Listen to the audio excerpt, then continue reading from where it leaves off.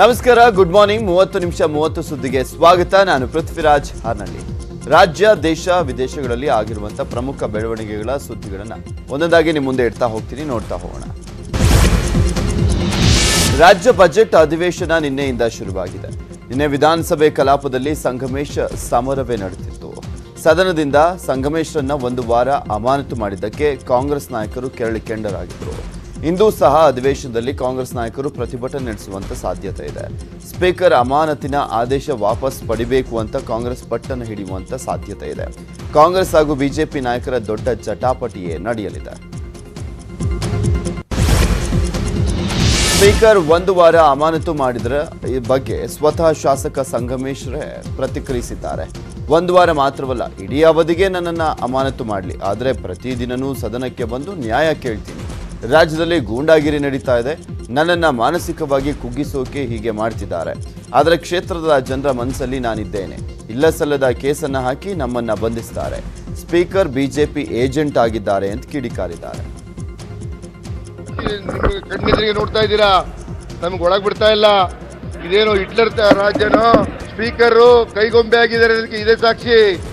Criminal case ಹಾಕ್ಸಿರೋದು, atrocity case ಹಾಕ್ಸಿರೋದು, police ಸ್ಟೇಷನಲ್ಲಿ ದುರುಪಯೋಗ ಮಾಡ್ಕೊಂಡು ಇದೇ ಸಾಕ್ಷಿ. ಇದಕ್ಕಿಂತ ಸಾಕ್ಷಿ ಬೇಕಾ? ಪ್ರಜಾಪ್ರಭುತ್ವ ಕಗ್ಗೋಲೆ ಮಾಡಿದ್ದಾರೆ ಈ ಕೋಮುವಾದಿ RSS BJP ಅವರು ಕಗ್ಗೋಲೆ ಮಾಡ್ತಾ ಇದ್ದಾರೆ. ಊರಿನಲ್ಲಿ, ರಾಜ್ಯದಲ್ಲಿ ಅಶಾಂತಿ ಮೂಡಿಸ್ತಾ ಇದ್ದಾರೆ. ಒಬ್ಬ ಜನಪ್ರತಿನಿಧಿಗೆ ಒಳಗ್ ಬಿಡ್ತಾ ಇಲ್ಲ ಅಂದ್ರೆ ಎಷ್ಟು ಗುಂಡಾಗಿರಿ ಮಾಡ್ತಾ ಇದ್ದಾರೆ. ಸ್ಪೀಕರ್ ಕೈಗೊಂಬೆ ಆಗಿದ್ದಾರೆ. ಅಲ್ಲಿ ಲಾಂಚಲ್ಲಿ ಹೋಗೋಕ್ಕೂ ಕೂಡ ಬಿಡ್ತಿಲ್ಲ ಅಂತಂದ್ರೆ ಎಷ್ಟು ಮಾರ್ಷಲ್ಗಳನ್ನು ಉಪಯೋಗಿಸ್ಕೊಂಡು ಎಷ್ಟು ದೌರ್ಜನ್ಯ ಮಾಡ್ತಿದ್ದಾರೆ ನೋಡಿ. ಎಲ್ಲಿದೆ ನ್ಯಾಯ? ಇದು ಬೇಕಾ ಇಂಥ ಸರ್ಕಾರ? ನಮ್ಮ ರಾಜ್ಯಕ್ಕೆ ಇಂಥ ಭ್ರಷ್ಟ ಸರ್ಕಾರ ಬೇಕಾ? ಶಾಸಕ ಸಂಗಮೇಶ್ ಯಾವುದೇ ತಪ್ಪು ಮಾಡಿಲ್ಲ, ಯಾರ ಜೊತೆಯೂ ಅಸಭ್ಯವಾಗಿ ನಡೆದುಕೊಂಡಿಲ್ಲ. ಸಿಎಂ ಯಡಿಯೂರಪ್ಪನವರ ಪುತ್ರ ಸಂಸದ ರಾಘವೇಂದ್ರ ಸಂಗಮೇಶ್ ಹಾಗೂ ಅವರ ಕುಟುಂಬದ 7 ಸದಸ್ಯರ ಮೇಲೆ 307 ಕೇಸ್ ಅಂದರೆ ಕೊಲೆ ಯತ್ನ ಕೇಸನ್ನು ಹಾಕಿಸಿದ್ದಾರೆ ಅಂತ ವಿಪಕ್ಷ ನಾಯಕ ಸಿದ್ದರಾಮಯ್ಯ ಆರೋಪಿಸಿದ್ದಾರೆ. ನಮ್ಮ ಪಕ್ಷದ ಒಬ್ಬರೇ ಶಾಸಕರು ಅಲ್ಲಿರುವಂಥದ್ದು, ಹೀಗಾಗಿನೇ ರಾಜಕೀಯ ಜಿದ್ದಿನಿಂದ ಕೇಸ್ ಹಾಕಿಸಿದ್ದಾರೆ. ಆ ನೋವಿನಲ್ಲಿ ಸಂಗಮೇಶ್ ಶರ್ಟ್ ಅನ್ನ ತೆಗೆದಿದ್ದು, ಈ ಹಿಂದೆ ಗೂಳಿಹಟ್ಟಿ ಶೇಖರ್ ಅವರು ಶರ್ಟ್ ತೆಗೆದಿದ್ರು. ಸ್ಪೀಕರ್ ಕ್ರಮ ಇಲ್ಲಿಗಲ್, ಅನ್ಡೆಮಾಕ್ರೆಟಿಕ್, ಚರ್ಚೆ ಮಾಡದೆ ಒಂದು ವಾರ ಅಮಾನತು ಮಾಡಿದ್ದೀರಿ ಅಂತ ಸಿದ್ದರಾಮಯ್ಯ ಗುಡುಗಿದ್ರು. ಅಂದ್ರೆ ಗೊತ್ತಿರಬೇಕಲ್ಲ ಅವ್ರಿಗೆ.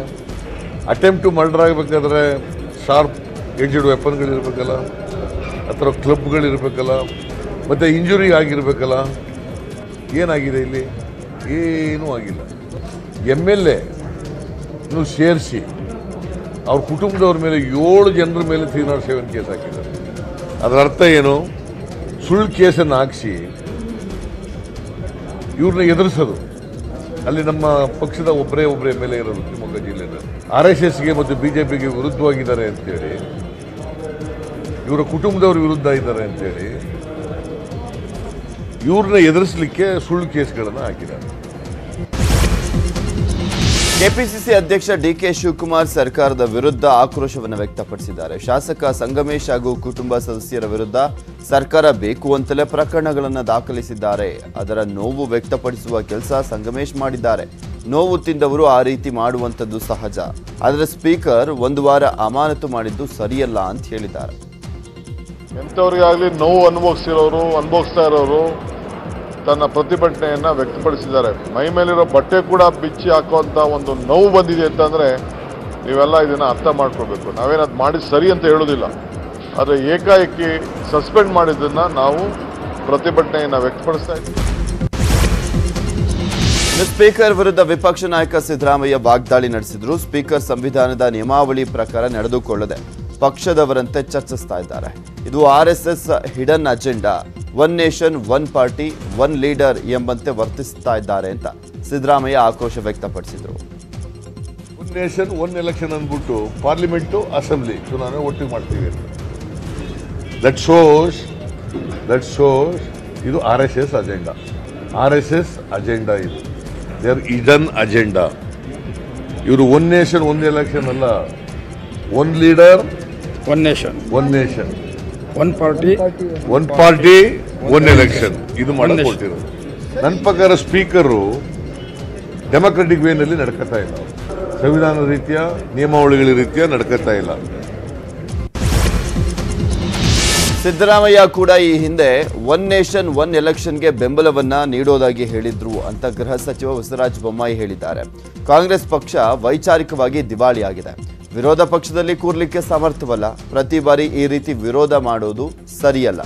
ಸಂಗಮೇಶ್ ಪ್ರಕರಣಕ್ಕೆ ಸಂಬಂಧಪಟ್ಟಂತೆ ತನಿಖೆ ಆಗಬೇಕು. ಈ ವಿಚಾರದಲ್ಲಿ ವೈಯಕ್ತಿಕವಾದದ್ದೇನೂ ಇಲ್ಲ. ಹಾಗಂತ ಬಟ್ಟೆ ಹರಿದುಕೊಳ್ಳೋದ?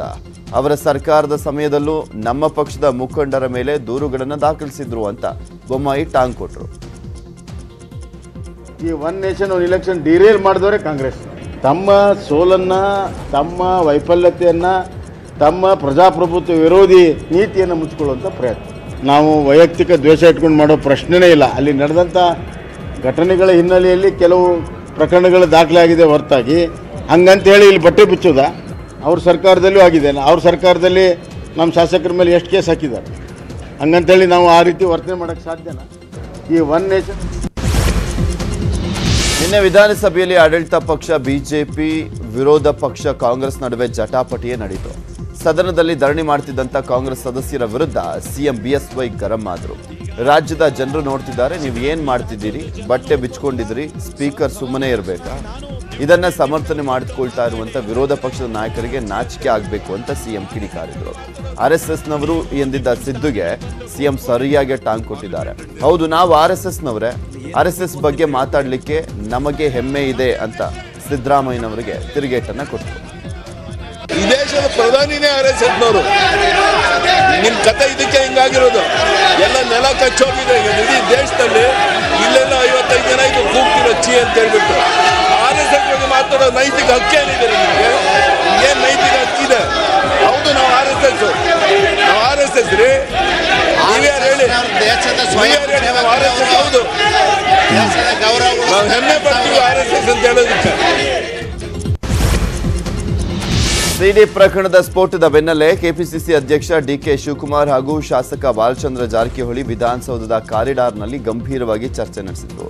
ಸಿಡಿ ಪ್ರಕರಣದ ಬಗ್ಗೆ ಡಿಕೆಶಿ ಜೊತೆ ಬಾಲಚಂದ್ರ ಜಾರಕಿಹೊಳಿ ಚರ್ಚೆಯನ್ನು ನಡೆಸಿದ್ರಂತೆ. ಸಿಡಿ ಸ್ಫೋಟದ ಹಿಂದೆ ಕಾಂಗ್ರೆಸ್ನ ಪ್ರಭಾವಿ ನಾಯಕರೊಬ್ಬರು ಕೈವಾಡವಿದೆ ಅಂತ ಬಾಲಚಂದ್ರ ಜಾರಕಿಹೊಳಿ ಅವರು ಆರೋಪಿಸಿದ್ರು. ಡಿಕೆಶಿ ಬಾಲಚಂದ್ರ ಜಾರಕಿಹೊಳಿ ಸುಮಾರು 20 ನಿಮಿಷ ಚರ್ಚೆಯನ್ನು ನಡೆಸಿದ್ದು ತೀವ್ರ ಕುತೂಹಲವನ್ನು ಕೇಳಿಸಿದೆ. ಇನ್ನು ಈ ಕುರಿತು ಮಾತನಾಡಿರುವಂಥ ಡಿಕೆಶಿ ಆಗಾಗ್ಗೆ ಸಿಕ್ಕಾಗ ಮಾತನಾಡ್ತಿರ್ತೇವೆ ಅಂತ ಹೇಳಿದರು.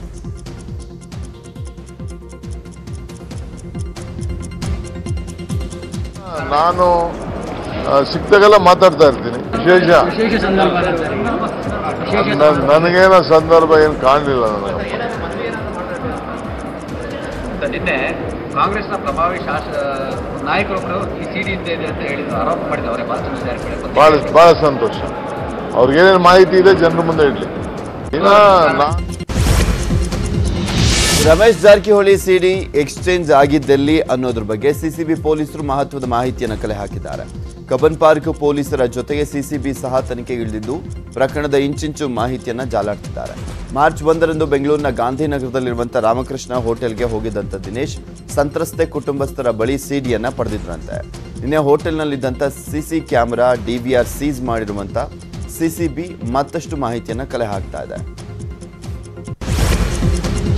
ವಾಸಿಸಲಿಕ್ಕೆ ಬೆಂಗಳೂರೇ ಅತ್ಯುತ್ತಮ ನಗರ. ಹೌದು, ದೇಶದಲ್ಲೇ ಅತ್ಯುತ್ತಮ ನಗರ ಎಂಬ ಹೆಗ್ಗಳಿಕೆಗೆ ಸಿಲಿಕಾನ್ ಸಿಟಿ ಭಾಜನವಾಗಿದೆ. ಈಸಿ ಆಫ್ ಲಿವಿಂಗ್ ಇಂಡೆಕ್ಸ್ 2020 ಪ್ರಕಟವಾಗಿದ್ದು ಬೆಂಗಳೂರು ಅಗ್ರಸ್ಥಾನವನ್ನು ಪಡೆದುಕೊಂಡಿದೆ. 10 ಲಕ್ಷಕ್ಕಿಂತಲೂ ಹೆಚ್ಚು ಜನಸಂಖ್ಯೆಯ ವಿಭಾಗದಲ್ಲಿ ಬೆಂಗಳೂರಿಗೆ ಅಗ್ರಸ್ಥಾನ ಸಿಕ್ಕಿರುವಂಥದ್ದು. ಇಂಡೆಕ್ಸ್ ಪ್ರಕಟಿಸಿದಂಥ ಕೇಂದ್ರ ಸರ್ಕಾರದ ಪಟ್ಟಿಯಲ್ಲಿ ಪುಣೆಗೆ 2ನೇ ಸ್ಥಾನ, ಅಹಮದಾಬಾದ್ಗೆ 3ನೇ ಸ್ಥಾನ, ನಂತರದ ಸ್ಥಾನಗಳಲ್ಲಿ ಚೆನ್ನೈ, ಸೂರತ್, ನವಿ ಮುಂಬೈ, ಕೊಯಮತ್ತೂರು, ವಡೋದರ, ಇಂದೋರ್ ಮತ್ತು ಗ್ರೇಟರ್ ಮುಂಬೈ ಇದ್ದಾವೆ. 10 ಲಕ್ಷಕ್ಕಿಂತಲೂ ಕಡಿಮೆ ಜನಸಂಖ್ಯೆ ವಿಭಾಗದಲ್ಲಿ ಶಿಮ್ಲಾಕ್ಕೆ ಮೊದಲ ಸ್ಥಾನ ಸಿಕ್ಕಿದೆ.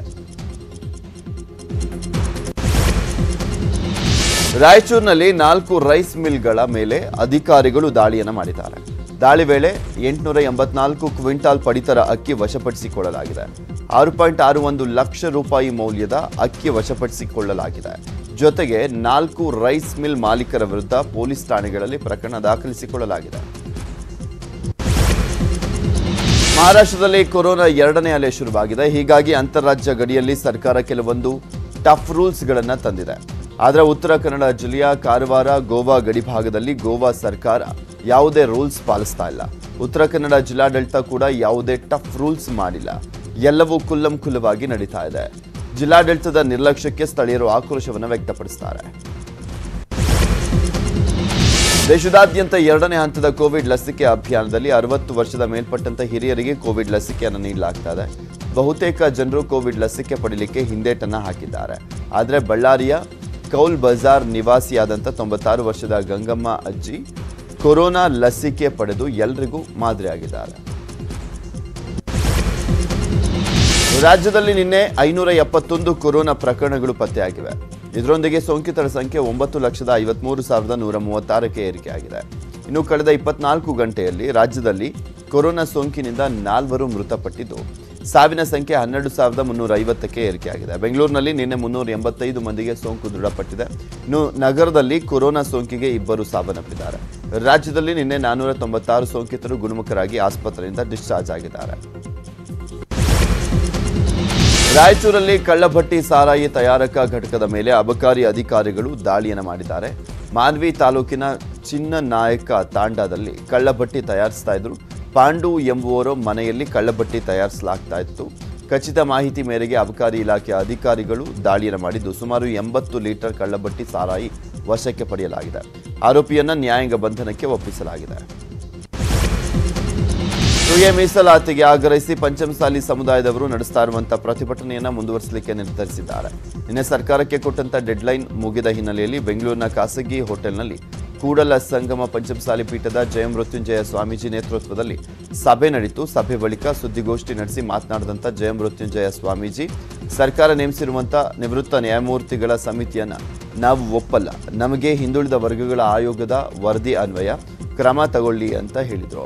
ಇನ್ನು ಸಿಎಂ ಬಿಎಸ್ವೈ ಮೀಸಲಾತಿ ಕೊಡ್ತೀವಿ ಎಂದು ಹೇಳಬೇಕು, ಅಲ್ಲಿವರೆಗೂ ನಮ್ಮ ಸತ್ಯಾಗ್ರಹ ಮುಂದುವರಿಯುತ್ತೆ ಅಂತ ಹೇಳಿದರು. ಇನ್ನು ವಿಜಯಾನಂದ ಕಾಶಪ್ಪನವರು ಮಾತನಾಡಿದ್ದು, ಪಂಚಮಸಾಲಿ ಧರಣಿ ಸತ್ಯಾಗ್ರಹ ಮುಂದುವರಿಯಲಿದೆ. ಸರ್ಕಾರ ನೇಮಿಸಿದಂಥ ಸಮಿತಿಯನ್ನು ಒಪ್ಪೋದಿಲ್ಲ. ಇದು ಮಾಡು ಇಲ್ಲವೇ ಮಡಿ ಹೋರಾಟ ಆಗಲಿದೆ ಅಂತ ಹೇಳಿದರು. ತೀರ್ಮಾನವಾದಂತೆ ಪಂಚಮಸಾಲಿ ಸಮಾಜದ ಮೀಸಲಾತಿಯನ್ನ ಪಡೆಯುವವರೆಗೂ ಸಹ ನಾವು ಧರಣಿ ಸತ್ಯಾಗ್ರಹವನ್ನ ಮುಂದುವರಿಸಬೇಕು ಅಂತ.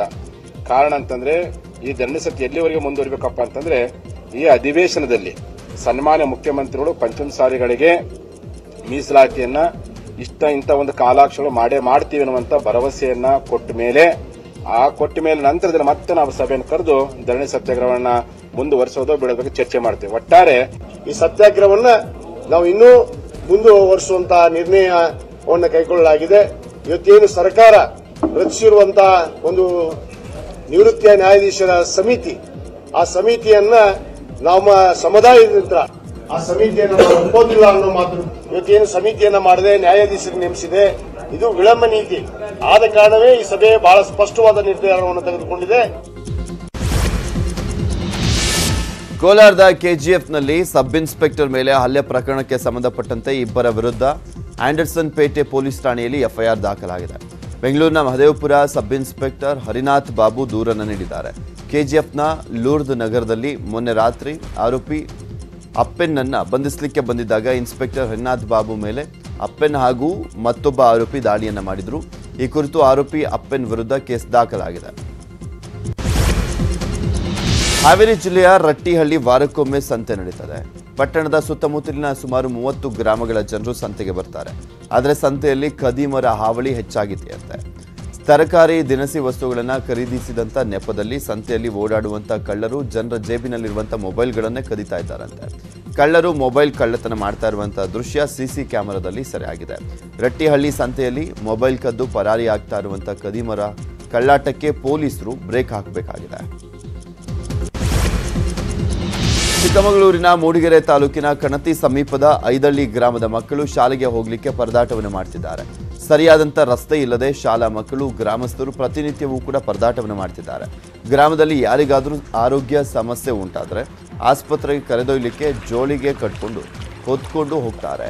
ಸೇತುವೆ ನಿರ್ಮಿಸಿಕೊಡುವಂತೆ ಜನಪ್ರತಿನಿಧಿಗಳು ಅಧಿಕಾರಿಗಳಿಗೆ ಮನವಿ ಮಾಡಿದರೂ ಕೂಡ ಯಾವುದೇ ಪ್ರಯೋಜನವಾಗಿಲ್ಲ ಅಂತ ಗ್ರಾಮಸ್ಥರು ಅಳಲನ್ನು ತೋಡ್ಕೊಂಡಿದ್ದಾರೆ.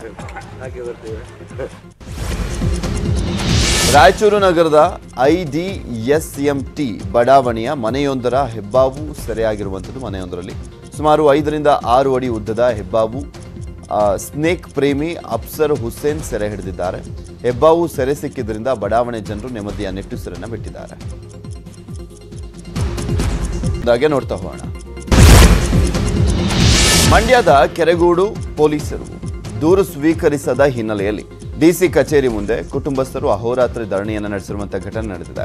ಮಂಡ್ಯ ತಾಲೂಕಿನ ಡಣಾಯಕಪುರ ಗ್ರಾಮದ ರವಿಕುಮಾರ್ ಕುಟುಂಬಸ್ಥರು ಜಮೀನಲ್ಲಿ ವಿದ್ಯುತ್ ಕಂಬ ಅಳವಡಿಕೆ ವಿಚಾರದಲ್ಲಿ ದಾಯಾದಿ ಕಲಹವಾಗಿದ್ದು ಪೊಲೀಸ್ ಠಾಣೆಗೆ ರವಿಕುಮಾರ್ ದೂರು ನೀಡಲಿಕ್ಕೆ ಹೋಗಿದ್ರು. ಆದರೆ ಪೊಲೀಸರು ದೂರು ಸ್ವೀಕರಿಸದೆ ವಾಪಸ್ ಕಳಿಸಿದ್ರು. ಇದರಿಂದ ಕೆರಳಿರುವಂತಹ ರವಿಕುಮಾರ್ ಕುಟುಂಬದ 3 ಸದಸ್ಯರು ರಾತ್ರಿಯಿಂದ ಡಿಸಿ ಕಚೇರಿ ಮುಂದೆ ಧರಣಿಯನ್ನು ನಡೆಸ್ತಾ ಇದ್ದಾರೆ. ನಮ್ಮ ಅತ್ತೆಯವ್ರ ಹೆಸರಲ್ಲಿ ಜಮೀನಿತ್ತು, ಅದರಲ್ಲಿ ವಿದ್ಯುತ್ ಕಂಬ ನಿಡ್ಸೋಕೆ ಅಂತ ಹೋಗಿದ್ವಿ. ಅದರಲ್ಲಿ ಅದೇ ನಮ್ಮ ಮನೆಯವರ ಚಿಕ್ಕಪ್ಪನ ಮಕ್ಕಳಾದ ಶಿವಕುಮಾರ ಮತ್ತು ಶಿವಲಿಂಗ ಇಬ್ಬರು ಬಂದು ಜಮೀನು ನಮ್ಮದು ಅಂತ ಗಲಾಟೆ ಮಾಡಿ ಕಂಬ ಹಾಕೋಕೆ ಅವಕಾಶ ಮಾಡಿಕೊಡ್ಲಿಲ್ಲ. ಇದ್ರ ಪ್ರಕಾರವಾಗಿ ಕೆರಗೋಡು ಪೊಲೀಸ್ ಠಾಣಾ ವ್ಯಾಪ್ತಿಲಿ ಕಂಪ್ಲೇಂಟ್ ರಿಜಿಸ್ಟರ್ ಮಾಡಿದ್ದೀವಿ. ಬೇಕರಿ ತಿಂಡಿ ಸಾಗಿಸ್ತಾ ಇದ್ದಂತ ಓಮ್ನಿಗೆ ಆಕಸ್ಮಿಕ ಬೆಂಕಿ ತಗುಲಿ ಓಮ್ನಿ ಸಂಪೂರ್ಣ ಸುಟ್ಟು ಭಸ್ಮವಾಗಿದೆ. ಈ ಘಟನೆ ಉತ್ತರ ಕನ್ನಡ ಜಿಲ್ಲೆಯ ಕಾರವಾರ ತಾಲೂಕಿನ ಕೆರವಡ್ಡಿ ಗ್ರಾಮದಲ್ಲಿ ನಡೆದಿದೆ. ಬೆಂಕಿ ತಗುಲಿದ್ರಿಂದ ಓಮ್ನಿ ಸಂಪೂರ್ಣ ಭಸ್ಮವಾಗಿದ್ದು ಚಾಲಕ ಹಾಗೂ ಓರ್ವ ಪ್ರಯಾಣಿಕ ಪ್ರಾಣಾಪಾಯದಿಂದ ಪಾರಾಗಿದ್ದಾರೆ. ಅಗ್ನಿಶಾಮಕ ದಳ ಸಿಬ್ಬಂದಿ ಬೆಂಕಿ ನಂದಿಸಿದ್ದಾರೆ. ಚಾಲೆಂಜಿಂಗ್ ಸ್ಟಾರ್ ದರ್ಶನ್ಗೆ ಗದಗ ಜಿಲ್ಲೆಯ ಅಭಿಮಾನಿಯೊಬ್ಬ ತಾನು ಸಾಕಿ ಬೆಳೆಸಿದಂತ ಮೆಚ್ಚಿನ ಟಗರನ್ನ ಗಿಫ್ಟ್ ಆಗಿ ನೀಡಿದ್ದಾನೆ. ಕಣವಿ ಹೊಸೂರಿನ ಯುವಕ ಶಂಭು ಗಡಗಿ ನಟ ದರ್ಶನ್ರನ್ನ ಭೇಟಿಯಾಗಲಿಕ್ಕೆ ರಸ್ತೆಯಲ್ಲೇ ಕಾತುರದಿಂದ ಕಾಯ್ತಿದ್ದ. ತನ್ನ ಅಭಿಮಾನಿಯನ್ನ ನೋಡಿದ ತಕ್ಷಣ ಕಾರನ್ನು ನಿಲ್ಲಿಸಿ ಶಂಭು ಕಡೆಗೆ ಬಂದಂತ ಯಜಮಾನ ಆತನ ಉಡುಗೊರೆಯನ್ನ ಖುಷಿಯಿಂದ ಸ್ವೀಕಾರ ಮಾಡಿದ್ದಾರೆ. ಶಂಭು ದರ್ಶನ್ ಅವರ ಅಪ್ಪಟ ಅಭಿಮಾನಿ. ಹಾಗಾಗಿ ಸುಮಾರು 2.5 ವರ್ಷಗಳಿಂದ ತಾನು ಅತಿ ಪ್ರೀತಿಯಿಂದ ಸಾಕಿದಂತ ಟಗರನ್ನ ದರ್ಶನ್ಗೆ ಗಿಫ್ಟ್ ಆಗಿ ಕೊಡುವುದರ ಮೂಲಕ ಅಭಿಮಾನವನ್ನು ಮೆರೆದಿದ್ದಾನೆ. ಚಾಮರಾಜನಗರ ಜಿಲ್ಲೆಯಲ್ಲಿ ಇದೇ ಮೊದಲ ಬಾರಿಗೆ ಅಖಿಲ ಭಾರತ ವೀರಶೈವ ಲಿಂಗಾಯತ ಮಹಾಸಭಾ ವತಿಯಿಂದ ಸಾಮೂಹಿಕ ಲಿಂಗಧಾರಣೆ ಕಾರ್ಯಕ್ರಮ ನಡೆಯಿತು. ಚಾಮರಾಜನಗರ ತಾಲೂಕಿನ ಅಟ್ಟುಗೋಳಿಪುರ ಗ್ರಾಮದ ಸಿದ್ದಮಲ್ಲೇಶ್ವರ ಭಿಕ್ಷದ ಮಠದಲ್ಲಿ ವಿವಿಧ ಮಠಾಧೀಶರು ಗ್ರಾಮದ 100ಕ್ಕೂ ಹೆಚ್ಚು ಯುವಕ ಯುವತಿಯರಿಗೆ ಲಿಂಗಧಾರಣೆಯನ್ನು ಮಾಡಿ ಸಾಮೂಹಿಕವಾಗಿ ಶಿವಪೂಜೆಯನ್ನು ಮಾಡಿಸಿದರು.